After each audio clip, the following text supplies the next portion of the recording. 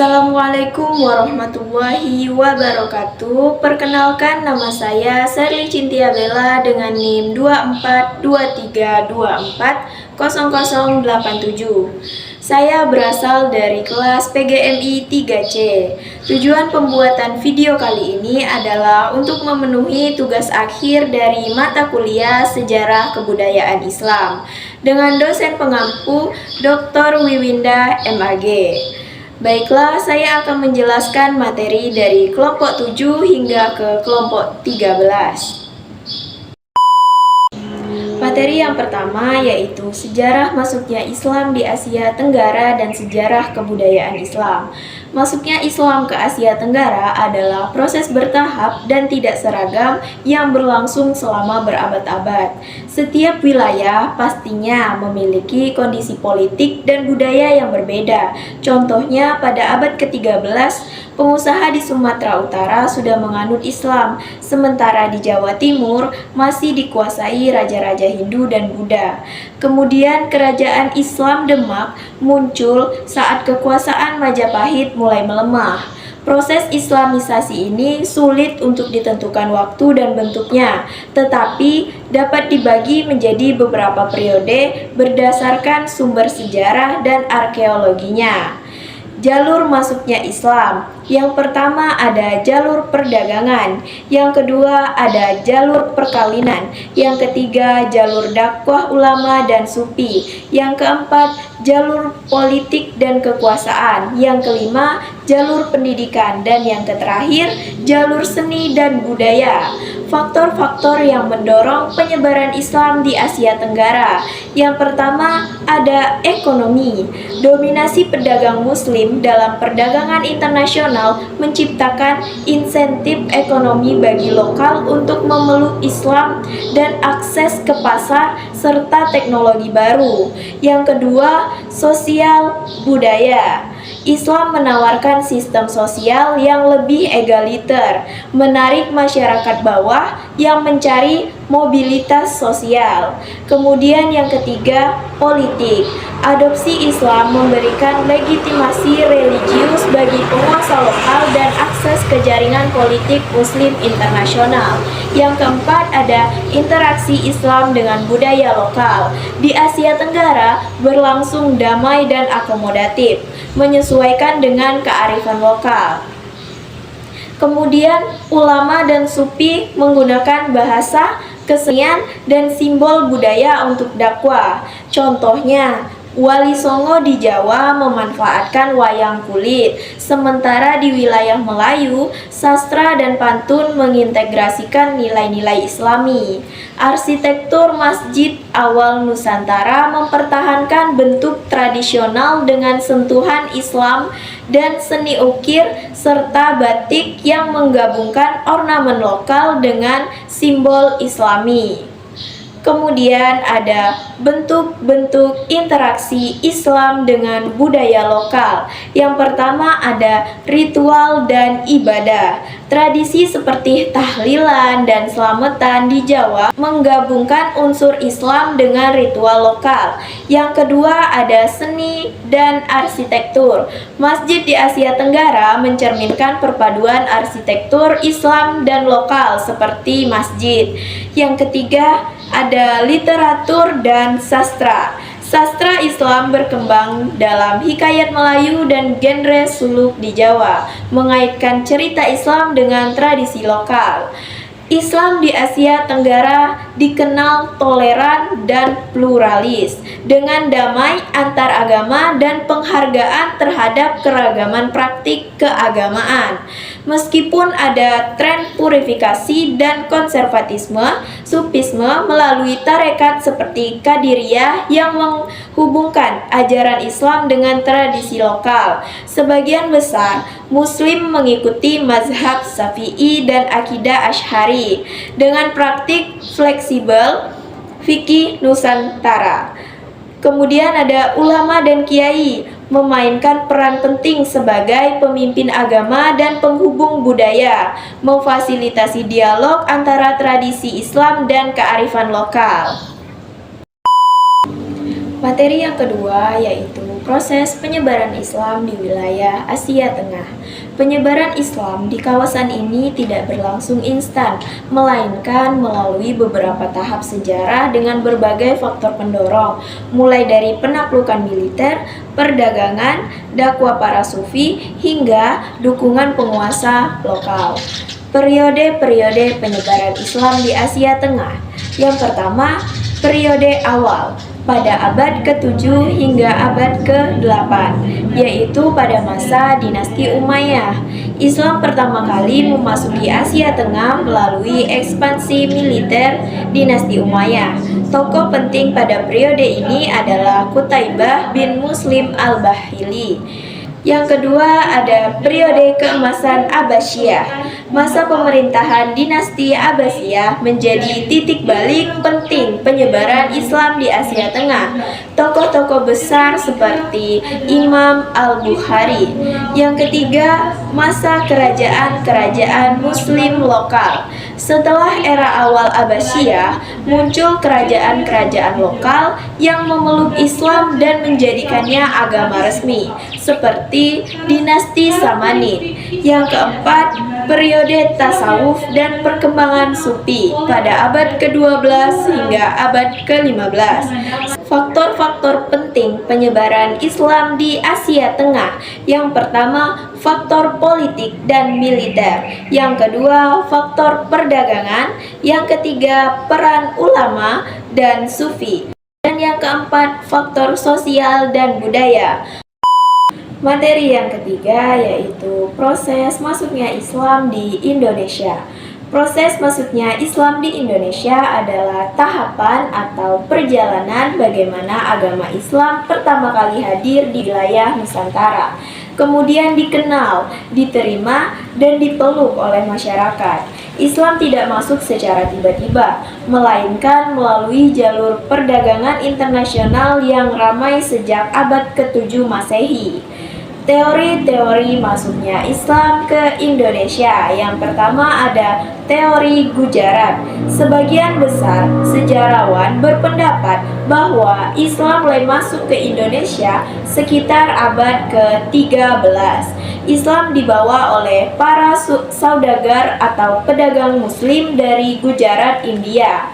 Kemudian untuk teori kedua yaitu teori Persia. Ada juga pendapat lain yang menyebutkan bahwa Islam masuk ke Nusantara bukan dari Gujarat, tetapi melalui para pedagang dari Persia atau Iran yang bercorak Syiah. Hal ini terlihat dari adanya beberapa tradisi umat Islam di Indonesia yang mirip dengan tradisi Syiah di Persia.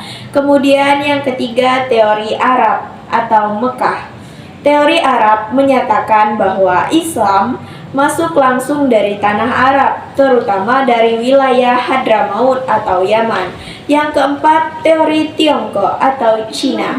Teori ini menekankan bahwa Islam juga masuk ke Nusantara melalui orang-orang Muslim di Tiongkok.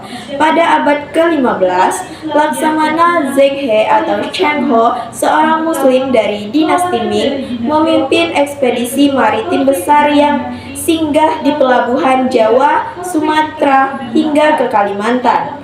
Faktor-faktor yang mempengaruhi penyebaran Islam di Indonesia. Yang pertama ada perdagangan, yang kedua perkawinan, yang ketiga pendidikan, yang keempat kesenian, yang kelima politik, dan yang keenam yaitu tasawuf. Adapun juga peran Wali Songo dan kerajaan-kerajaan Islam di Indonesia. Kesembilan Wali Songo memainkan berbagai peran penting dalam ekspansi abad ke-15 Islam di Jawa. Kontribusi Wali Songo dalam penyebaran agama Islam.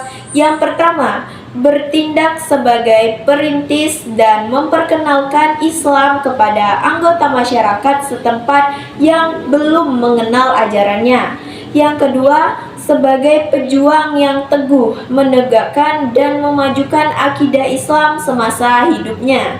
Yang ketiga, sebagai spesialis dalam mata pelajaran Islam. Yang keempat, memiliki pekat yang lebih besar karena lebih selaras dengan Allah Subhanahu wa Ta'ala, karena terus-menerus memujinya. Yang kelima, sebagai tokoh agama Islam terkemuka di wilayah itu. Materi yang keempat yaitu Islam di masa penjajahan. Sejak abad ke-17, Belanda mulai menguasai Nusantara dan menganggap Islam ancaman karena mampu menyatukan rakyat. Mereka membatasi pendidikan Islam dan mengawasi dakwah. Namun, Islam tetap menjadi kekuatan utama rakyat melalui peran pesantren dan ulama yang menjaga semangat keagamaan dan kebangsaan. Portugal datang pada tahun 1509 untuk berdagang dan menyebarkan Kristen, tetapi ditentang oleh kerajaan Islam seperti Demak dan Banten. Spanyol sempat berkuasa di Maluku, namun kalah dari Portugis. Belanda kemudian menjajah dari 1602 sampai 1942, menindas rakyat lewat tanam paksa dan membatasi kegiatan Islam. Perlawanan umat Islam. Umat Islam menjadi pelopor perlawanan terhadap penjajahan. Kerajaan Islam seperti Aceh, Demak, dan Banten bangkit melawan penindasan. Tokoh seperti Fathahillah, Sultan Agung, Teku Umar, dan Imam Bonjol berjuang dengan semangat jihad fisabilillah. Islam menjadi sumber kekuatan moral dan spiritual untuk melawan penjajah. Peran ulama dan organisasi Islam. Ulama berperan penting dalam perjuangan dan pendidikan rakyat. Tokoh seperti Pangeran Diponegoro, Tuanku Imam Bonjol, Kiai Haji Ahmad Dahlan, dan Kiai Haji Hashim Asy'ari menjadi teladan dalam perjuangan. Organisasi Islam seperti Sarekat Islam, Muhammadiyah, dan NU persis memperkuat perjuangan melalui bidang sosial, dakwah, dan pendidikan. Perjuangan ulama di masa kemerdekaan. Setelah kemerdekaan, ulama tetap berjuang mempertahankan kedaulatan bangsa. Mereka membentuk Laskar Hizbullah, Sabilillah, dan Mujahidin. Resolusi Jihad Kiai Haji Hashim Asy'ari memicu pertempuran 10 November 1945. Ulama juga terus berperan dalam pendidikan dan pembinaan moral bangsa melalui pesantren dan organisasi Islam. Materi yang kelima yaitu latar belakang berdirinya dinasti Abbasiyah. Berdirinya dinasti Abbasiyah pada tahun 750 Masehi merupakan peristiwa penting dalam sejarah Islam yang menandai berakhirnya kekhalifahan Umayyah dan dimulainya era baru dengan pusat kekuasaan yang bergeser dari Damaskus ke Baghdad. Latar belakang berdirinya dinasti ini melibatkan serangkaian faktor kompleks yang saling terkait, meliputi ketidakpuasan terhadap pemerintahan Umayyah, propaganda dan gerakan rahasia Bani Abbasiyah, serta kekuatan militer yang mendukung revolusi tersebut. Yang pertama, ketidakpuasan terhadap pemerintahan Umayyah. Pemerintahan dinasti Umayyah, terutama pada masa-masa akhir, menghadapi berbagai masalah internal dan eksternal yang memicu ketidakpuasan di berbagai lapisan masyarakat. Ketidakpuasan inilah yang menjadi lahan subur bagi gerakan oposisi yang dipimpin oleh Bani Abbasiyah. Yang kedua yaitu propaganda dan gerakan rahasia Bani Abbasiyah. Keluarga Abbasiyah yang merupakan keturunan paman Nabi Muhammad SAW, Abbas bin Abdul Muthalib, secara sistematis melakukan propaganda dan membangun jaringan rahasia untuk merebut kekuasaan. Mereka memanfaatkan ketidakpuasan rakyat terhadap Umayyah dan menjanjikan pemerintahan yang lebih adil dan sesuai dengan ajaran Islam.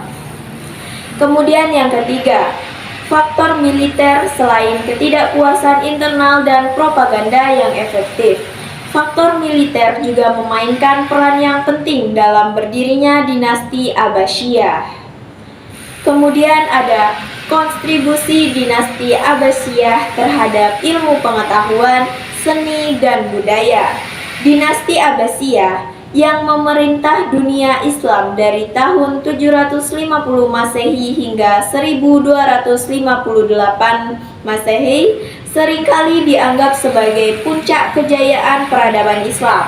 Masa pemerintahan mereka ditandai dengan kemajuan besar dalam ilmu pengetahuan, seni, budaya, dan tidak hanya memperkuat peradaban Islam, tetapi juga memberikan warisan abadi bagi dunia. Kemudian ada dari segi ilmu pengetahuan, revolusi intelektual. Yang kedua, seni, ekspresi, kreatif, dan inovasi. Yang ketiga ada budaya, pertukaran, dan inovasi. Kemudian kita masuk ke bab selanjutnya, yaitu masa keemasan Islam dan pengaruhnya terhadap peradaban dunia.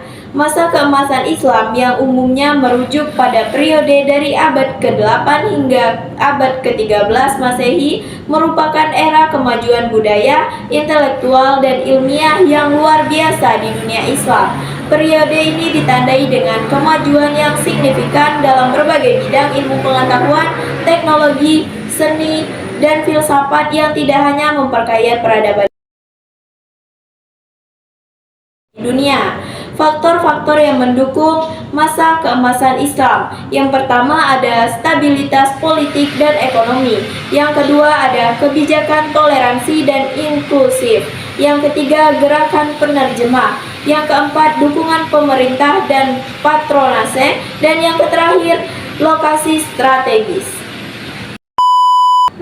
Materi yang keenam yaitu tantangan Islam kontemporer di Indonesia. Yang pertama, polarisasi politik berbasis agama. Dalam konteks modern, polarisasi politik berbasis agama menjadi salah satu tantangan terbesar yang dihadapi masyarakat Indonesia.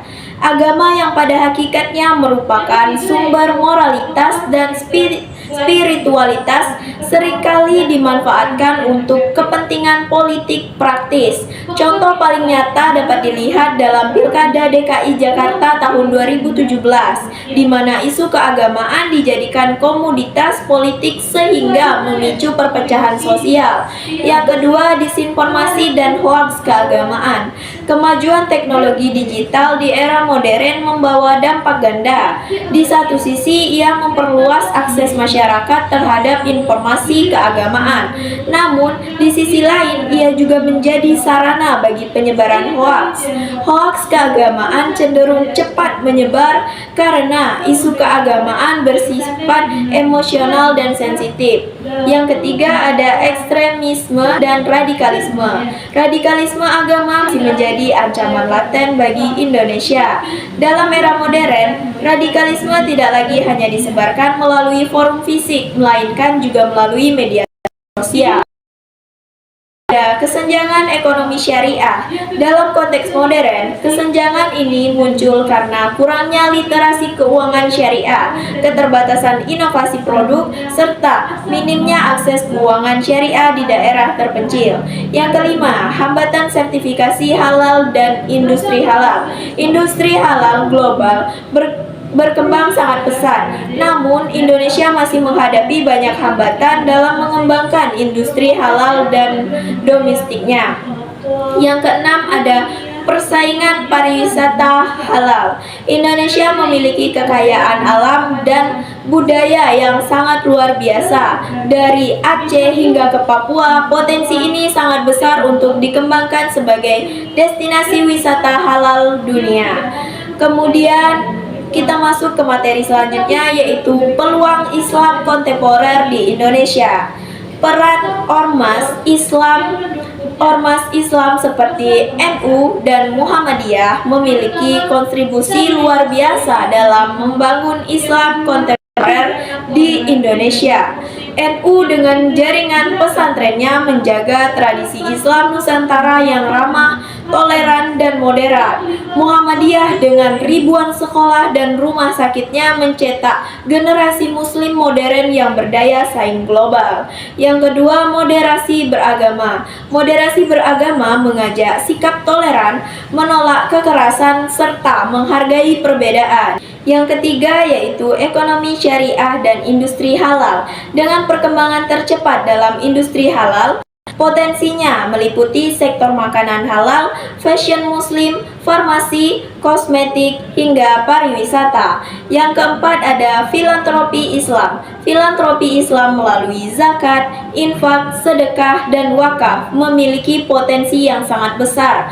Platform zakat online memungkinkan masyarakat menunaikan kewajiban secara mudah dan transparan. Yang keenam ada pariwisata halal. Pariwisata halal adalah sektor potensial yang dapat memperkuat ekonomi nasional sekaligus citra Indonesia di mata dunia.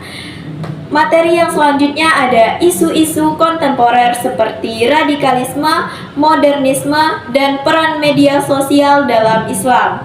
Yang pertama, radikalisme dalam Islam. Radikalisme dalam konteks agama adalah paham atau sikap keagamaan yang berpandangan sempit, fanatik, dan cenderung memaksakan keyakinannya dengan cara-cara yang ekstrim. Radikalisme biasanya ditandai oleh keinginan untuk kembali kepada ajaran agama secara kaku tanpa mempertimbangkan faktor penyebab munculnya paham radikal, politik, sosial, ekonomi, pendidikan, dan globalisasi. Dampak radikalisme terhadap umat Islam dan kehidupan berbangsa. Dampak yang pertama, dampak terhadap umat Islam, dan yang kedua, dampak terhadap kehidupan berbangsa. Upaya pencegahan radikalisme melalui pendidikan Islam, modernisasi beragama, dan peran pemerintah. Yang pertama, melalui pendidikan Islam. Yang kedua, melalui modernisasi beragama. Dan yang ketiga, melalui peran pemerintah. Materi yang terakhir yaitu kontribusi Islam terhadap peradaban dunia. Kontribusi Islam terhadap ilmu pengetahuan. Pengaruh dunia barat yang semakin dominan baik dalam bidang ekonomi, budaya maupun nilai-nilai sosial seringkali bertentangan dengan tradisi dan prinsip Islam yang memberikan kontribusi besar terhadap perkembangan ilmu pengetahuan. Beberapa bidang utama yang dikembangkan oleh ilmuwan muslim meliputi matematika, kedokteran, astronomi, filsafat, dan kimia. Islam tidak hanya berkembang sebagai agama, tetapi juga sebagai pendorong utama dalam perkembangan ilmu pengetahuan. Sejak masa awal penyebarannya, ajaran Islam mendorong umatnya untuk terus mencari ilmu. Bahkan ayat pertama dalam Al-Quran yang artinya bacalah dengan nama Tuhan yang menciptakan, memerintahkan umat Islam untuk menuntut ilmu. Hal ini mencerminkan pentingnya ilmu pengetahuan dalam perspektif Islam. Oleh karena itu, pada masa kejayaan Islam, umat Islam tidak hanya memelihara dan mengembangkan tradisi keagamaan mereka, tetapi juga mendorong kemajuan dan berbagai disiplin ilmu. Kemudian dampak globalisasi terhadap Islam dan kebudayaan. Globalisasi adalah fenomena yang mempercepat proses interaksi dan integrasi antar negara dan masyarakat melalui teknologi, perdagangan, komunikasi, dan budaya. Hal ini telah mempengaruhi hampir setiap aspek kehidupan umat manusia, termasuk ekonomi, sosial, budaya, agama, dan politik. Dalam konteks Islam, globalisasi membawa dampak yang besar terhadap cara umat Islam memandang diri mereka sendiri, berinteraksi dengan dunia luar, dan melestarikan warisan budaya mereka. Meskipun globalisasi menawarkan berbagai manfaat dalam hal kemajuan teknologi, peningkatan konektivitas global, dan pertukaran informasi, ia juga membawa tantangan yang signifikan bagi umat Islam dalam mempertahankan nilai-nilai agama dan kebudayaan mereka dapat dilihat dari prinsip Islam. Namun, di sisi lain, globalisasi juga membuka kesempatan bagi umat Islam untuk memperkenalkan dan mengembangkan ajaran serta warisan budaya mereka di panggung dunia. Yang pertama, modernisasi dan pengaruh budaya barat. Yang kedua, sekularisme dan pengaruh terhadap kebudayaan agama. Yang ketiga, pentingnya ilmu pengetahuan Islam tidak hanya memelihara mereka dan mengembangkan tradisi keagamaan mereka, tetapi juga mendorong Namun, di sisi lain, globalisasi juga membuka kesempatan bagi umat Islam untuk memperkenalkan dan mengembangkan ajaran serta warisan budaya mereka di panggung dunia. Yang pertama ada modernisasi dan pengaruh budaya Barat. Yang kedua, sekularisme dan pengaruh terhadap kehidupan keagamaan. Yang ketiga, liberalisasi sosial dan budaya. Yang keempat, konsumerisme dan kapitalisme. Yang kelima, perubahan dalam peran gender dan keluarga. Baiklah, itulah tadi materi yang dapat saya sampaikan. Jika saya ada salah kata, saya mohon maaf. Kepada Allah, saya mohon ampun. Saya akhiri, wallahul muwaffiq illa aqwamil thoriq. Wassalamualaikum warahmatullahi wabarakatuh.